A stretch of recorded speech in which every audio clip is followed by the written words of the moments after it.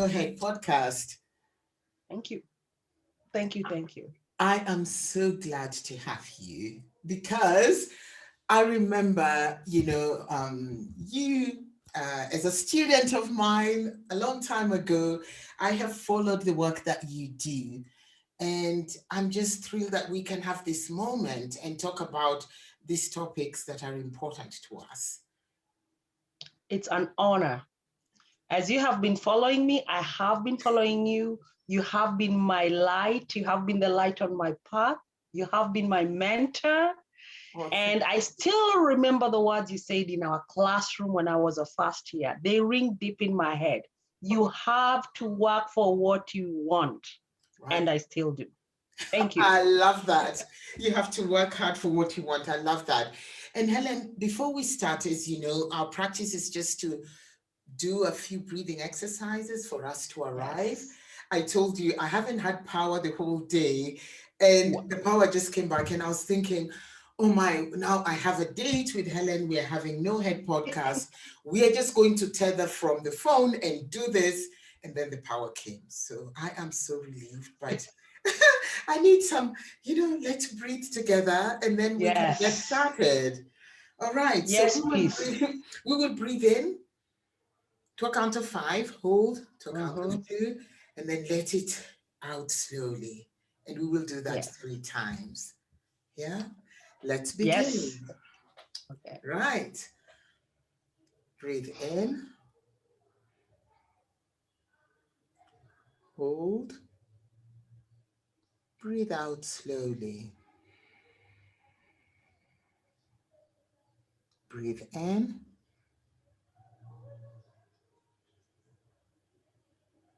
Hold. Breathe out slowly. Breathe in. Hold. Breathe out slowly. And now let your breathing return to its normal rhythm, not controlling anything, just feeling your breathing in and out.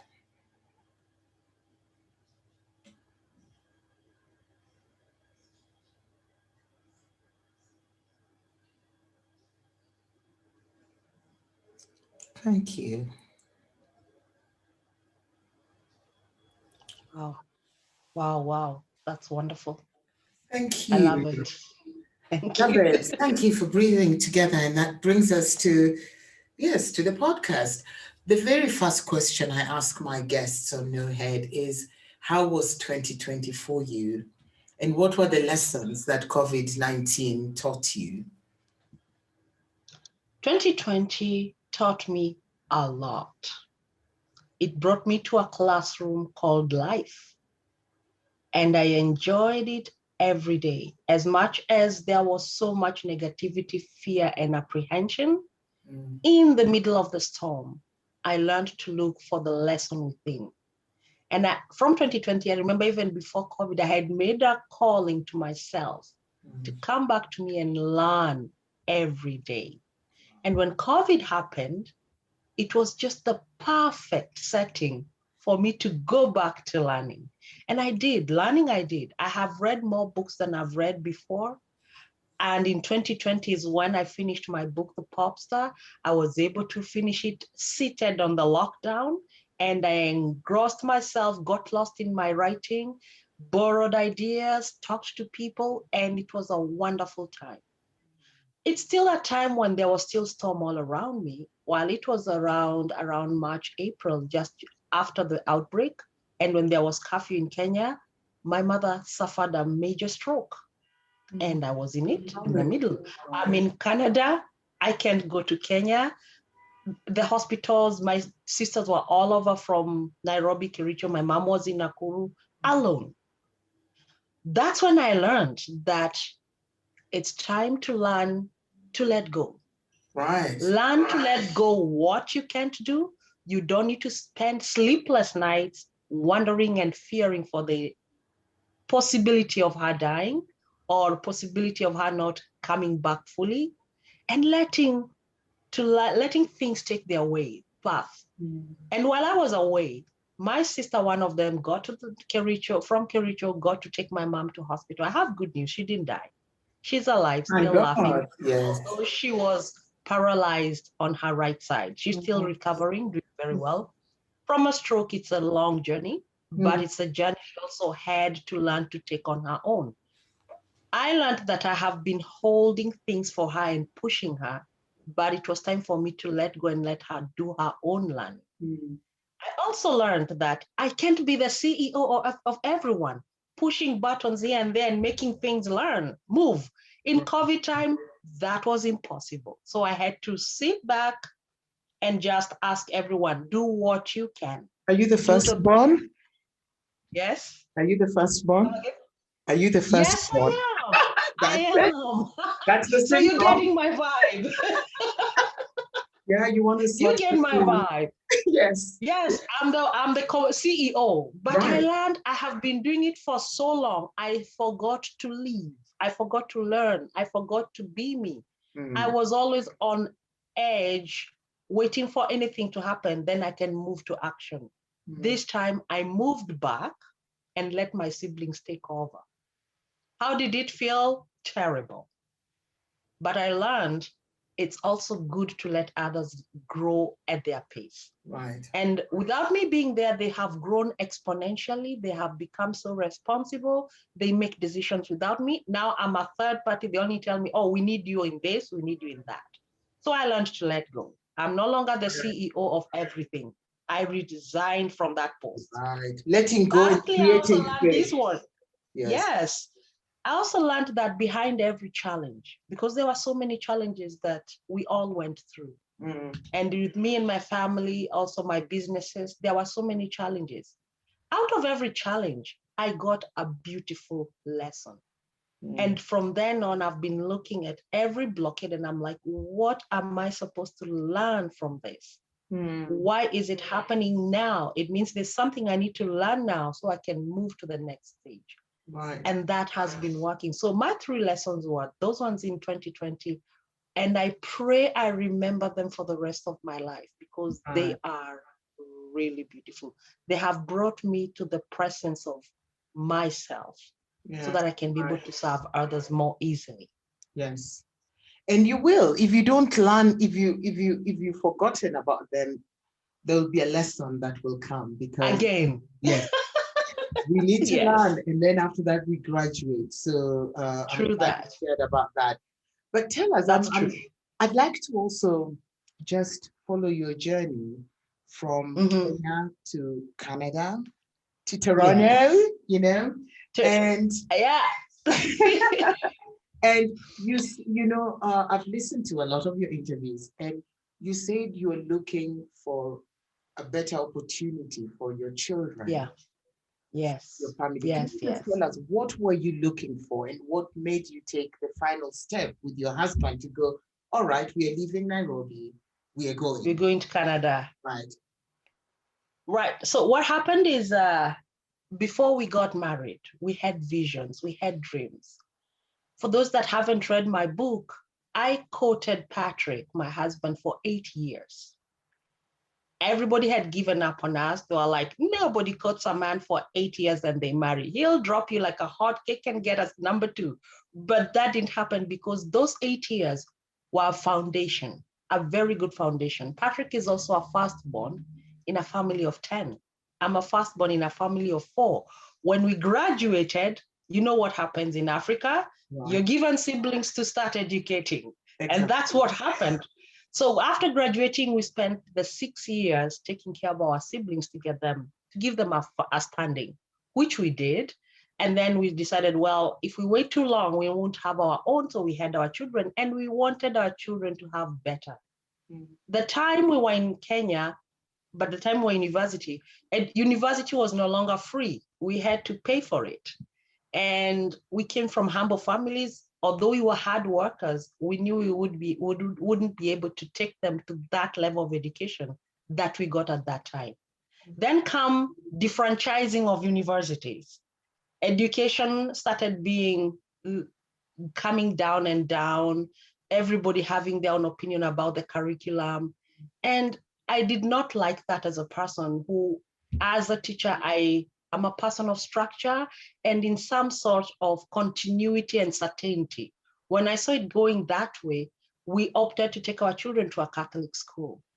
But the only other Catholic school we could take them to was either Kianda or Strathmore. With a teacher's fee of TSC, we wouldn't afford to take them to Strathmore or Kianda. But we knew wherever there's a will, there's a way. And we sat down and said, what if we were supposed to go out of Kenya to get what we wanted for our children? What if? At that moment, we didn't even know where to go. Luckily, by coincidence, Dorothy, I know you know the universe conspires. Yes, it does. We talked about this thing in 2005 or 2004 thereabouts. And in 2006, my husband gets a job in an immigration company called Wix. It's in Sarit Center. He worked there for 4 years. While he was there, he learned of opportunities in Australia, in UK, and Canada, and even US if you wanted as a student. But we looked at all these countries and we said, which one were we more drawn to? We were drawn to Canada. And by the fact that I had done French, the idea of even going to Quebec was a possibility. So I said, if we go there, don't worry. I'll smash the French, I'll bonjour all of them out of the way, and we'll do whatever we're supposed to do. So we did that. We went and we applied. We applied for Canada as skilled workers. It took us 5 years to get our visas. We applied in 2007, just after the violent elections of 2007. Right. And we felt unsafe because I come from Central and my husband comes from Nyanza. We knew this is not a place also we want to have our children being told they're children of this tribe or this tribe. We wanted them to be global citizens. So that propelled us to move faster. We applied. 5 years down, 2012 August, we got our visa. So you got We your did not visas know. after 5 years? 5 years. Wow. It took that long. Patience. Patience. The process is very rigorous. There are times you have to go for health checks. They need to see your bank statements. They want to verify your academics. They want to verify your professions. They verify everything. It is a rigorous, very, very rigorous. The skilled worker program was very rigorous. So we waited. And Patrick, because he was on the inside of the immigration stories, he told me, you have to wait, be patient. It will take time, but it will come. So we waited. When we got the visas in 2012, that's when now we started packing, clearing with schools, our places. By that time, my husband had moved on from that company to Inorero University, which is no longer there. And he was working there as the brand and marketing manager. So we connected our strains, our fans. We got help from our brothers who we had educated, our father-in-law. My father had already passed on, and off we left with 5 suitcases, no one to receive us at the airport. We didn't know anyone. We came and settled in a motel for 8 days looking for a house. We had the money, but we didn't know the system. And in Canada, everything is so structured that you cannot buy a phone if you don't have a social insurance number. You can't open an account without an associate. We didn't know all this. So we land and we go to a motel and they ask us for our home address. We are like, we are from Kenya. We don't have an address here. The gentleman looked at us and is like, are you refugees? We are like, no, we are skilled workers, immigrants. And you didn't know this? We say, we didn't know. So we moved on and everyone was perplexed at how we were just walking in the dark. But we were so certain that we are going to find our path as we go on. And the same faith kept us going. Our belief that we have everything we need to get started kept us going. When we left Kenya, it was plus 35 on that day. We landed in Canada, it was minus 16. We had never experienced winter before. We froze. I thought I would die the first day, but here I am. With all that moving, we got a house. And when we got a house, We were connected with an immigration group that helped us find our path around. So our house was first furnished by the same, a group called St. Vincent de Paul. It helps immigrants to get furniture and everything they need to get started.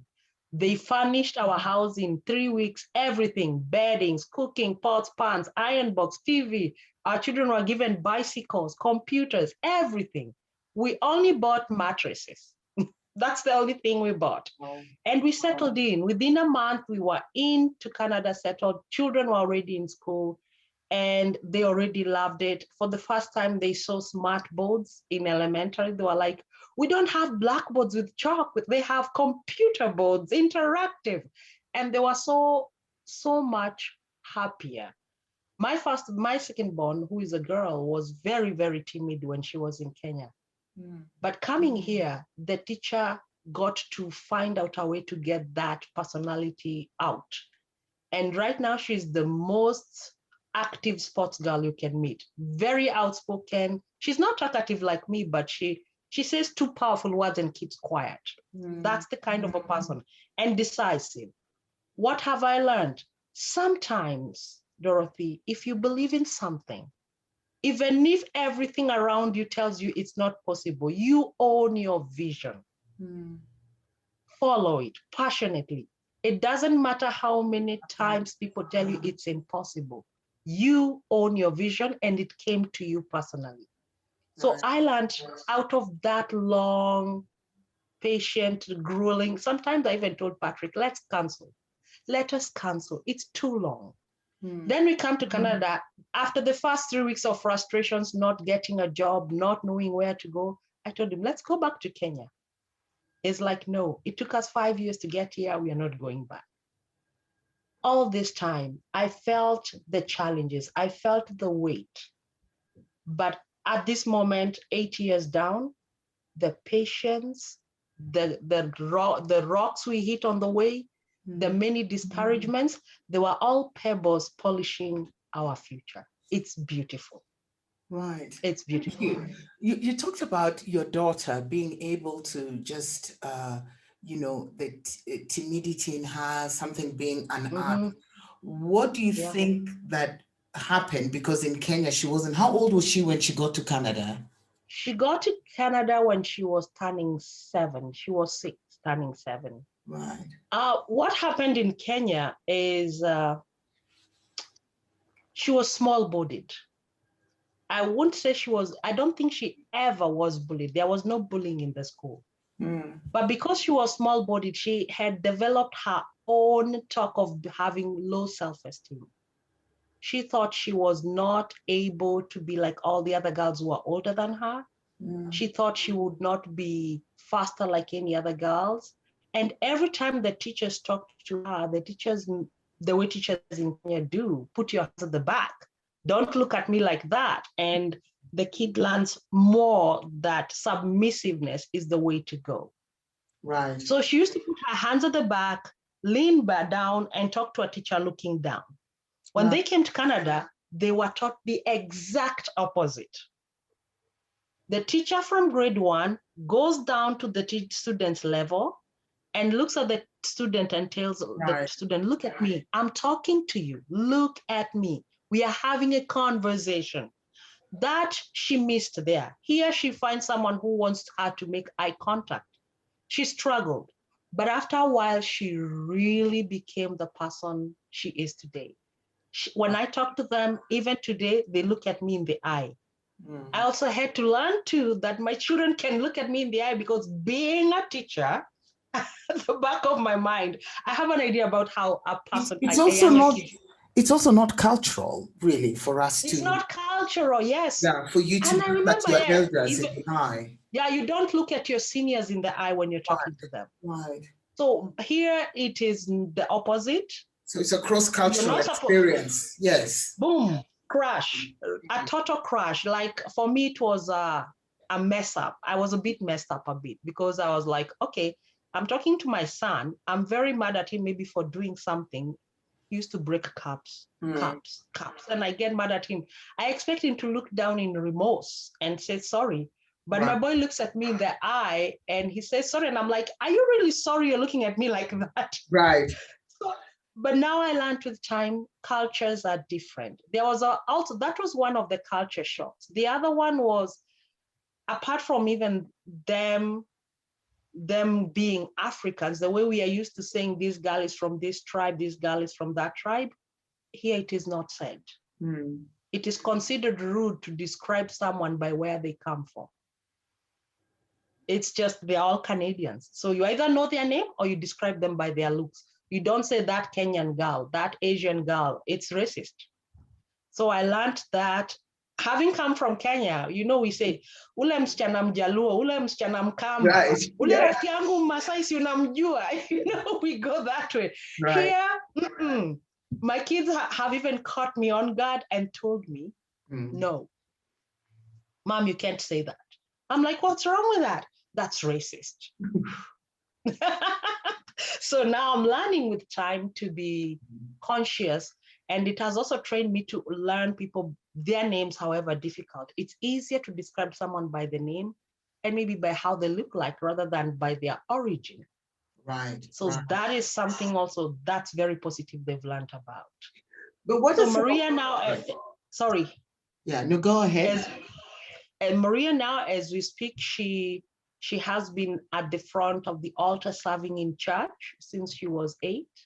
She and her brother have been competing since they came to Canada, they've been competing maybe for 4 years now actively in the Taekwondo Federation.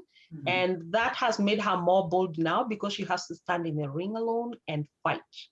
Right. The same timid girl, 7-year-old girl who couldn't look at someone, always afraid of everything, even life itself, now can stand and defend herself, talk herself out. And she's not afraid to even challenge me in my thoughts, which is something very honorable. She challenges me when she feels I'm on the wrong. She calls me out. Right. She's only 15, going 50 mentally, but that's what I like. That's what I like.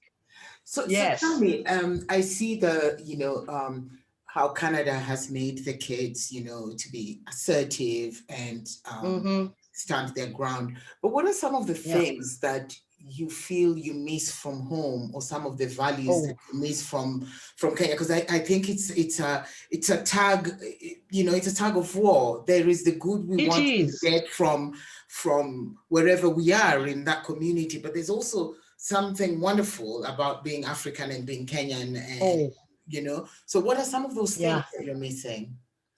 I miss family. I miss social life. You know, the way in Africa, and I always tell my friends who are Canadian here, we don't book appointments to visit friends. We don't call to ask if we can come and see you. If I want to see Dorothy, I'll just find her home. If she's on my way home, I'll go knock at her door and say, nilikuwa napitia. Of course, sometimes it was because I smelled chapati, but it's no big deal. But that, I miss that, having friendship, the camaraderie, the social, I'd like to call it socialist in the good way, in that in Africa, I am because we are, and we are because I am. Right. The Ubuntu. I will, if my neighbor, who it doesn't matter from which community she or he is from, is suffering, I will get out of my house and step out of my way and help. Here, it does not happen. If you are sick, call 911. You don't go knocking on your neighbor's door. I can tell you, even the neighborhood that I live with, I only know maybe a handful, 5 people. And it's a place with about 50. We do not socialize. We don't know each other.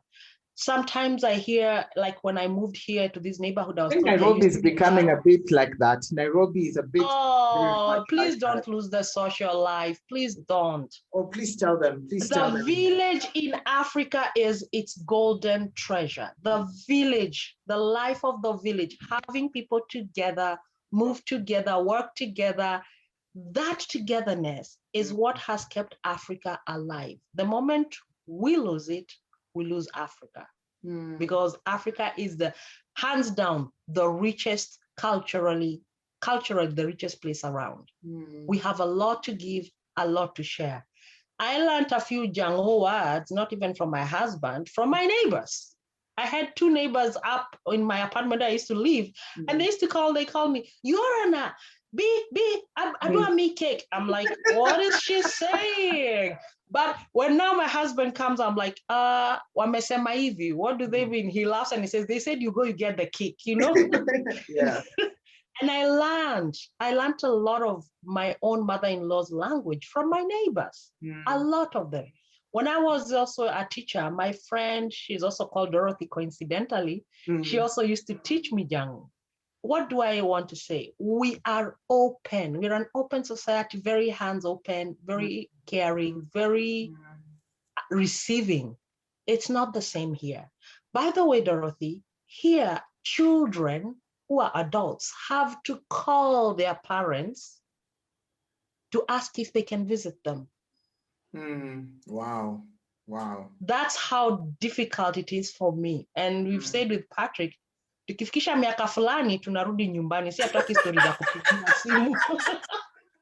Mrudi kabisa. Yes. Tunarudi mali hatutabisha milango sijui kupigiwa simu. Hiyo story hatutaki. When I'm old, I want to walk into a house and get whatever is on the table and eat. I don't want to start calling even the other way. Parents also have to seek permission to go to their children's home, to visit their grandchildren. I find that although it's considered civilized, it has severed the love bond, the respect bond. Although they call it respect, there's another form of respect that comes with being family. Right. Family has been crushed to the bones. I've also noticed here a child at the age. Right, and that's what we have. Yes, keep it. And that's why nimesema Dorothy, Mrs. AK hapa, that's given. Nope. I want to go to Dala where I knock at my neighbor and another neighbor. I go take mangoes from my neighbor's friend, a banana from this friend, and I sit down under a tree and have fun. Be there. The idea of your podcast, No Head, the being there is not here. It does not exist. People here don't live to be there. They live for credits, for money, for work. You'll hear someone saying, I can't go visit my parents because I'm working. My mom is in an old age home that has COVID and I can't go visit or take her away from there because I'm busy. What's more important? Your family or your job? So here it's like a modern day slavery where relationships have been severed to the benefit of the larger economy. Is it good? Yes.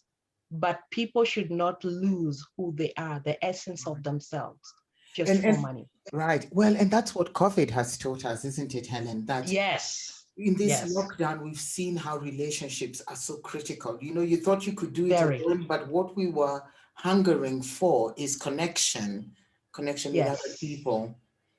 Yes. Yeah. Like now I miss hugging. I'm a hugger. I'm a bear hugger. I love crushing people's ribs. I feel good about it. I can't do it. Well, you can do for your kids and the family and your husband. Yeah, those ones they get in arrears. Right. They get it. But if I meet someone I haven't seen for long, I go and I'm like, oh, sorry, I can't hug you. Yes. You go, you stretch your hands and then you hold. You're like, okay, I miss you. Right. You cross your hands and that's it. There's the rubbing together of bodies and the hormones that we release when we get that hug. Right. We are no longer having it because of COVID. Yet before COVID, we ignored that. You're right. That's the lesson, isn't it? Yeah. We ignored connections. Now we crave connections. Yes. Yes. And I like this. That brings me to actually something I wanted to ask you, because when we were thinking about what topic, I was really torn between talking about POPSTAR, your book, talking about to Tango, and I kept telling you, well, maybe we should talk about this. And bottom line, you said, look, relationships are the foundation of everything we do. And I really think that's it. So I wanted you to take us to this idea of relationships as being foundational to, even a national psyche, to our own well-being. Can you just, because you're a coach and a mentor, How does relationship play out in our day to day and in everything that we do? Well, relationships are the first, let's assume life as a seed that is put on the ground to grow. When you put the seed of life, the first leaf that comes out is called experience. Imagine when a child is born, the experience is being smacked in the butt. It's painful. The kid learns out of pain, what are you supposed to do? You cry. That's feedback for that smacking in the butt. That's the feedback. The second sprout is the relationships you have with your parents, those around you, those that give you the first life experiences. You're taught by the time you grow up, eat this. When you're 9 months, don't touch that, don't go there, don't do this, don't do that. And these relationships and whatever you're being told as experience, you experience fear, pain, joy in the same setting of a family. That becomes the first brick of how you will treat pain, fear, joy, love for the rest of your life. And if it is negative, the rest of your life will end up having more bricks of the same kind. If it is positive, the rest of your life ends up having more bricks of the same kind. That is why, even in the Bible, it says the first 7 years of a child is when you mold them. After that, it's impossible. It's not impossible, it's difficult. I don't want to say it's impossible because the Bible says, train up a child in the way he should grow and he'll never depart from it.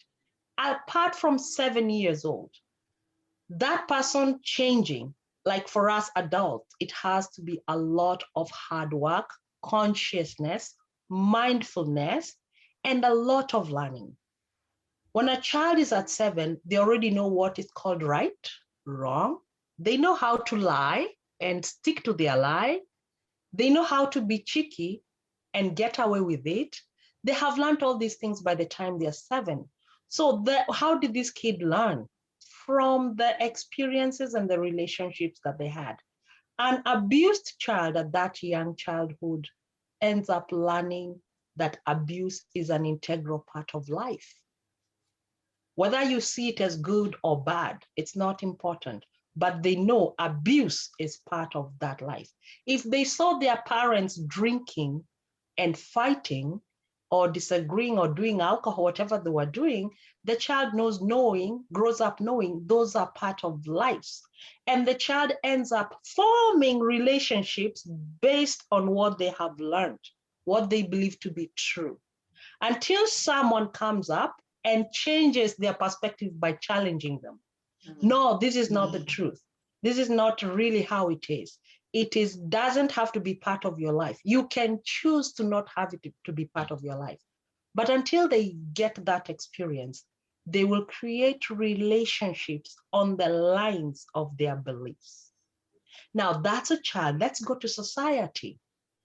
As a society, we have certain stratas of beliefs that change, stay until they are challenged. When we were growing up, there's a song we used to hear in the radio asubuhi. So many vijana muongeze pia bidii. Right. Mwisho wa kusoma mtapata kazi nzuri sana. So, wow, that was a long time ago. That was a long time ago. But guess who used to play it? Leonard Mamba Mbatela, asubuhi, 6:30. When we're going to high school or we're doing our preps in the morning, you hear that's one of the songs that used to be sung in the morning. And there's another one, although that one had very good motivation. Uvivu ni adui mkubwa kwa ujenzi wa taifa. Amka sasa kumekucha, ewe ndugu yangu we. Amka kumekucha, kamata jembe na panga, wende shamba. All those songs formed our belief, our thought processes, our societal norms. Nikisoma kwa bidii, nitapata kazi nzuri sana. Kama mimi ni mkulima, niamke mapema nichukue jembe na panga niende shamba, sifai kuwa mvivu. That was beautiful. That was beautiful. Until When now it came to a point where you go to the farm and there's a drought, umelima shamba, hakuna mvua. You start asking, I was told I shouldn't be lazy. What else do I do? Or you finish your degree and there's no work. There are no jobs. Siku hizi kuna inaitwa tenderpreneurs.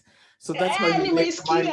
Yes, tenderpreneur. Kwa hivyo hakuna haja ya kusoma sana na kufanya kazi. Unachukua tenderpreneurs. See, that challenged ile kazi ati sijui utapata kazi nzuri ukisoma sana. Ukisoma sana utapata kazi nzuri sana. That one was challenged.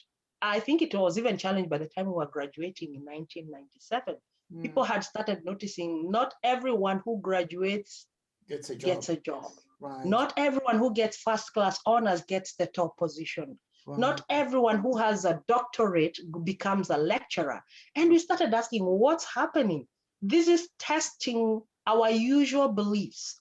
And with that, our beliefs were changed.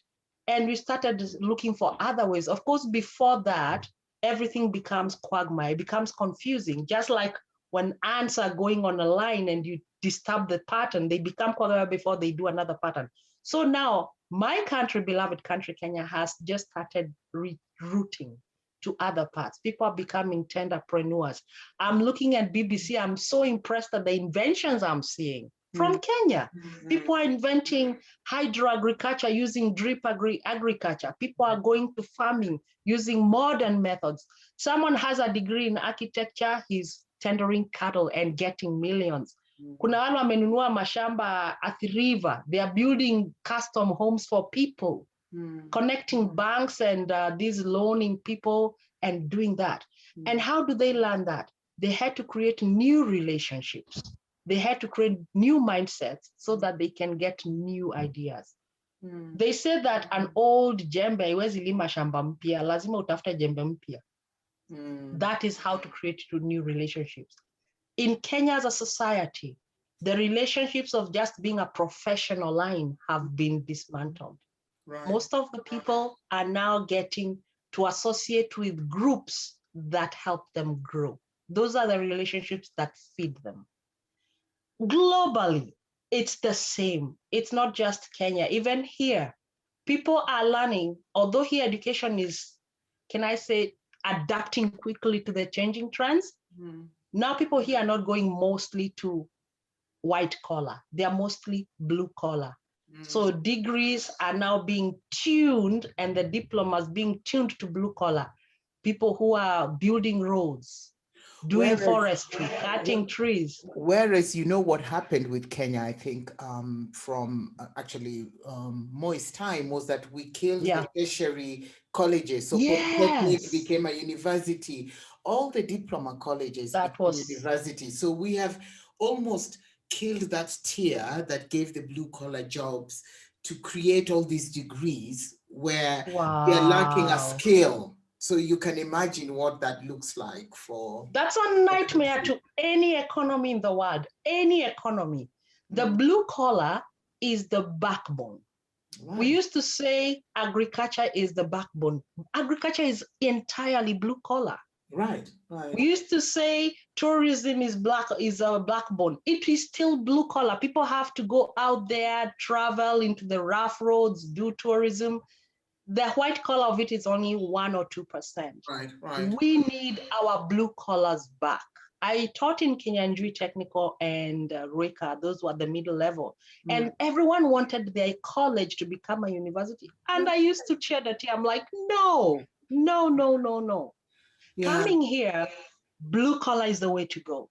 There are a few universities here, universities set aside for technical degrees. So is that what we should? Is that what we should encourage the young people in Kenya who are thinking university? If you want to really go study technical education, and you'll have opportunities out anywhere in the world. Yeah, sio lazima. In fact, my son, sio lazima. My son, who is currently going to be a second year in engineering, he had a group of 5 friends. Out of those 5 friends, only him and another one took the traditional university path. The other 3 went to technical universities. Mm. And they are going to be masters at whatever they are going to take. If it's plumbing, you can imagine having a guy with the technical knowledge of plumbing inside out. If that person comes to your house, they do a thorough job. They look at the structure. Right. They look at the density of the material around you. They look at the water quality. They look at electricity. They look at connectivity. They do all that. Hawafanyi kazi ya pipe na glue. They do a good job. And they even get professionally certified such that they are able to charge at a premium because they are professionals. See, Juakali, you don't charge them low because they are not experts. You charge well and they do a good job. What is the room for error? Minimal. And what is the room for corruption in that place? Minimal. Because professionals don't want to spoil their reputation by being corrupt. Right. They belong to an association or a body that protects their reputation. In Kenya, we need that desperately. Desperately. I remember when I was in Reka, they closed down. That's Reka is somewhere in Embu, it's a technical university. They closed down plumbing. Yes, that has happened over the past 20 years. I think for me as someone who was in education, I feel sad because I felt like we were killing such a vital part of the education system. You need the tertiary education. You don't need it. You need it. So I think now degree is just, I would like to say as degree as the icing on the cake. Yeah. So now the we're whole going back. body of the cake is the technical part. The doers. We need the doers. Degrees mostly teach people to be managers, supervisors, certified.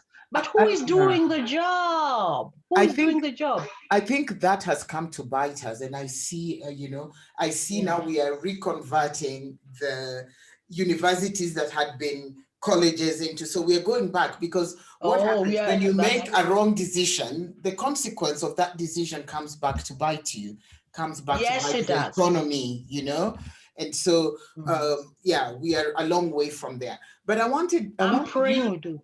Yes, I'm praying too, because we need to sort that for us to have a really fully functional economy. You cannot just have we do degrees and not have tertiary education and have people who are doing the skills, the plumbing, the electricians. We need them, we need doers. They are the doers. We need doers, So we are missing that, and we killed it for 20-25 years. So imagine the work that we need to do. But I wanted you to talk. You've talked about relationships at that societal level, which has led us to education with that. I wanted you to come back to the family level, which is really critical, because I think that when I look at whatever ills that face us as a society, the ills start from that family level, whatever lack there 100%. And so what can be done? Like you talked about, if all you see in your family is hurt, then what happens is that's how you know the world is. If what you see is violence, that's what you see. If what you see is people labeling people by their tribes, then that's all you know. Then is Kikuyu, don't talk to her, don't even marry her, whatever. But I'm just thinking, as someone who's been away for this long, and as you look back, and as a therapist and a coach and a mentor, what role do parents have in nurturing the children? And then what role do the children have? And then now, what family is, you remember we did the science of cells. We did cells, and they said there was the membrane, and then there was the plasma, and then there was the nucleus. The society is the big cell, but the family is the nucleus. It's the center where everything is manufactured and goes to the rest of the cell. If this nucleus fails, the whole society fails. And that's why we have a failed society globally. One, as much as I'm a lady and I'm really pro-women liberation, we misunderstood what liberation means. Women needed more knowledge, not more liberation. When you get married, you don't become weaker. You become a partner. You don't become the inferior person. You become the co-CEO of that project. And marriage is never 50-50, it's 100-100. So when the two people meet to be husband and wife, the perspective they come with will determine the children they'll bring together. A husband comes in as the lord of the king or whoever, and the wife is the slave, the children will grow up as people who are afraid, intimidated, gender sensitive. If it's a boy, he feels more powerful like the dad. And if it's the girl, she feels more inferior like the mom. But if they teach that their children partnership is a marriage project, a husband and a wife come together to be partners, to be co-workers towards a common goal, the children will grow up knowing I am an important part of a whole cycle and I matter. It doesn't matter what someone else says. My mom is working as hard as dad. My dad is working as hard as mom. They love each other. They respect each other. I demand to be respected too, and I will respect.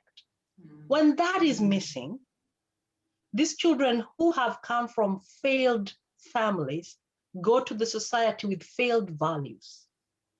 And that's why we have this issue of me versus you, us versus them. It's no longer a one society. It's no longer one group. It's no longer a unit, and it's propagated everywhere else.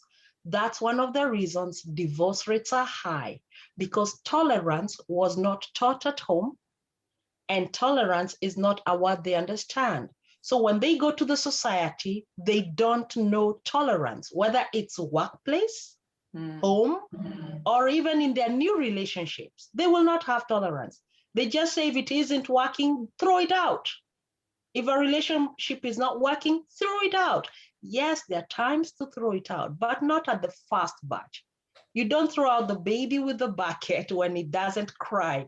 You need to learn to tolerate. Patience. There's another word that I like that's very important in marriage: listening with purpose. We don't listen to our spouses. We don't listen to our children. We don't even listen to ourselves. Right. We are so fast to give answers. We haven't even regurgitated and thought what the other person said, and even sought to clarify what they really meant. It's like walking around with a spear or a machete out of the heart. You're always ready to stab someone who tries to threaten you.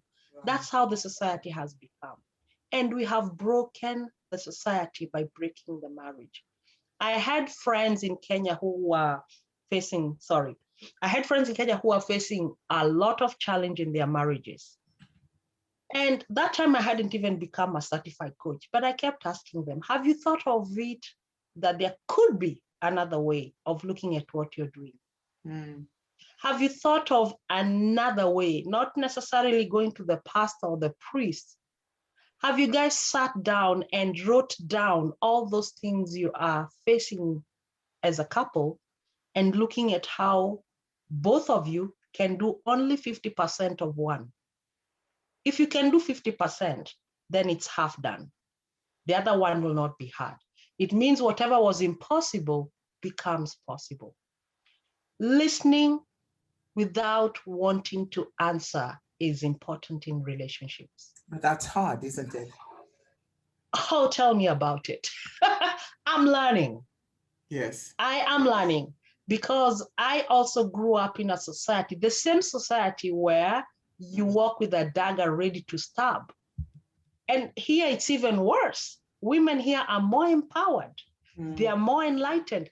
They are equal to men, equal in terms of everything they want. They can file divorces and all that. Professionally, it's okay because there's no disparities. By the way, just so you know, there are some industries where women are still paid less than men here.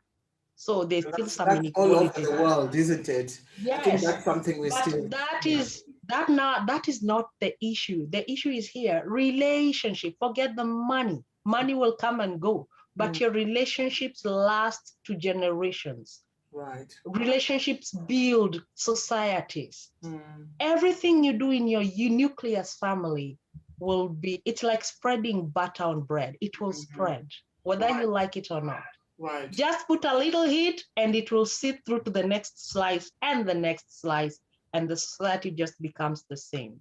Right. That's why I came to talk about marriages when I decided what I really want to do. Should I go back to my old school teaching, or should I follow a path where I will show my passion?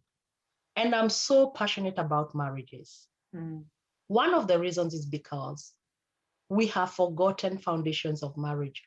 Long time ago in Africa, which I always tell Canadians, just remember my stories are based on Africa. So long time ago in Africa, before a lady and a man became husband and wife, the man was counseled by married men. And the woman was counseled by married women. And by the time she came to be with her husband, they already had what is called prior education.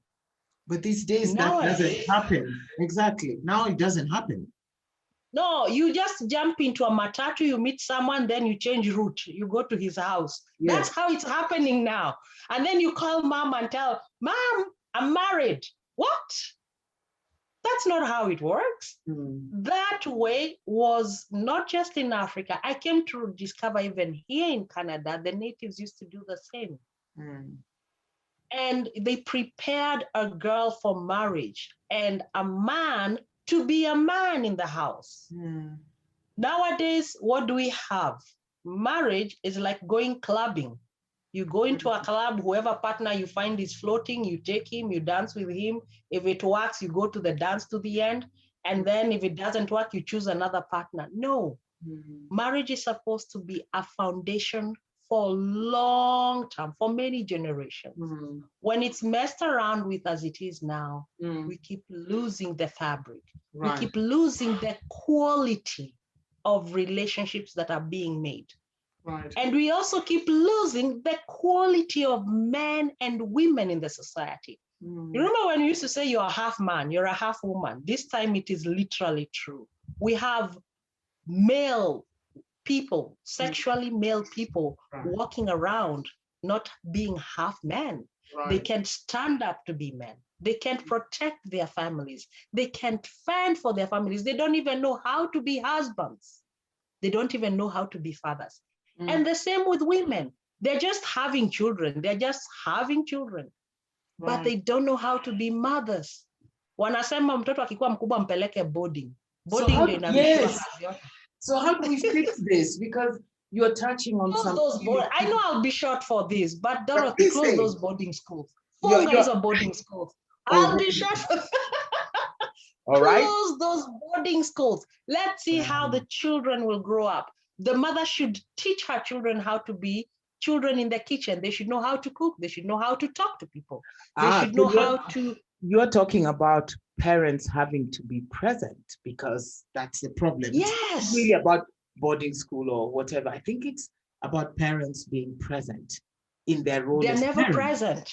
Yeah. And when they're there, and even when they're in the house, what do? They don't know how to deal with their children at home. I'm like, it's your child, it's your offspring, for heaven's sake. You can mold it. You can mold it. It's still moldable. Mold it. I don't know. I'm afraid of what? I'm afraid. What are you afraid of? I don't want to abuse my child. What is abuse? You're not hitting it. You're not nailing it. You're just molding it. And molding does not mean being violent. It means talking to that soul of a child to be an adult. And I know people think mtoto afikiri. They do. They think. They know. Talk to that child. The container may be small, but the soul is open. It's big. It's receptive. The soul is ageless. When you talk to a child and talk to the soul of that child, the child receives. But all we do, we only modulate and talk bad things when we are angry, thinking that mtoto haski, alikuwa tu amenikasirisha. Alikukasirisha ndio, but it's a soul. What are you doing to that soul when you give it names, when you label it? We mjinga, we mlezi, we kazi yako ni computer tu. wewe umetupa mbao, wewe ni kama babako, wewe ni kama mamako, hamtai grow, hamtai. You know, I used to hear those words and it pains me. It used to pain me. I grew up in this. I did not learn from my family, but I was blessed with very good memory. I can remember so many things as far back as until I was 3. I remember so many things. And from what I remembered, I know what should have happened, what should not have happened. Did my parents make mistakes? Absolutely. Yes. But they did the best they could with what they knew. Right. And I you know better. better. Yes. I know better. Right. I am more equipped. I have more knowledge. I have more experience than they did. Right. And I can mold my children the way I want them to be without having to use the same tactics my parents did. We all need to learn, the new generation of parents, that taking children away for someone else to take care of them is not a solution to avoiding what you should be doing. Right. When you carry that child or you want to have a child, take the responsibility for the next 10, 20, 30 years. Call it a job. Right. You have a job you just wrote yourself in. Let that child grow under your arms. Right. And I was saying before I even left Kenya, if I had an option between taking my son and my daughters to boarding schools, I would turn it down. Wow. I used to tell my colleagues and they asked me why. I'm like, I want to see them grow every single day until they're old enough to tell me, Mom, Tosha. I want to mold them. I want to see them. I want to prove to the world that parenting is still important into the world today. Active, present, conscious parenting. Right. It's important. Right. And when you bring up a child with that kind of a foundation, imagine what kind of relationships that child will develop. Right. Easy. Yes, I really love it. I think on that note, this idea of conscious parenting, of being present, of being involved in what your children are doing, because that transforms the whole society, you know, as you've said, you know, completely. Yeah. Thank you so much. Thank you so much. You're welcome. Thank you.